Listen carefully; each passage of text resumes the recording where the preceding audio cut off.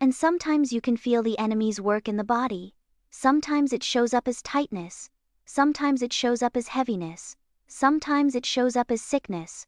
Sometimes it shows up as a storm in the mind. You can feel it in the cells. You can feel it in the head. You can feel it in the chest.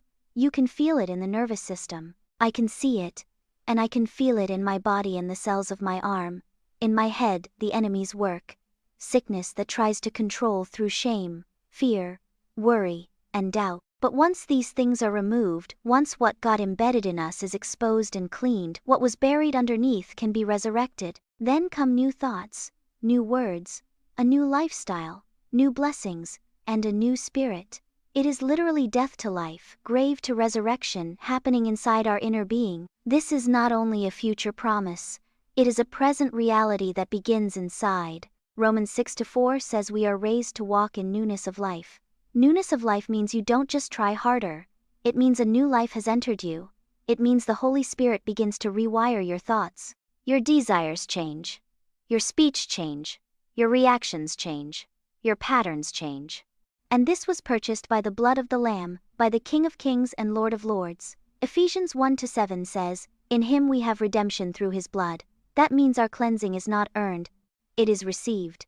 Our healing is not purchased by our suffering. It is purchased by his blood. Our freedom is not bought by our perfection. It is bought by his sacrifice. God is unconditional love.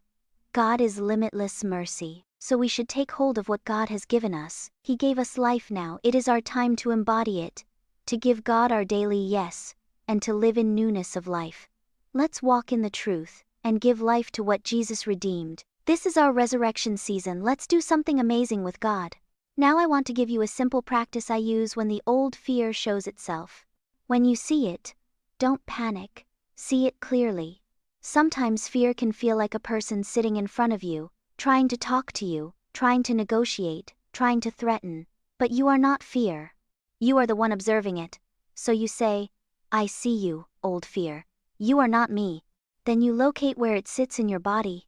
Maybe it's in your chest, maybe your throat, maybe your head, maybe your arms. You simply acknowledge it. You don't fight it, you just reveal it. Because what is hidden has power, but what is revealed begins to lose power. Then, you use your breath with God. You breathe in slowly, and you invite the fire of God. You say, "Holy Spirit, fire of God, come in."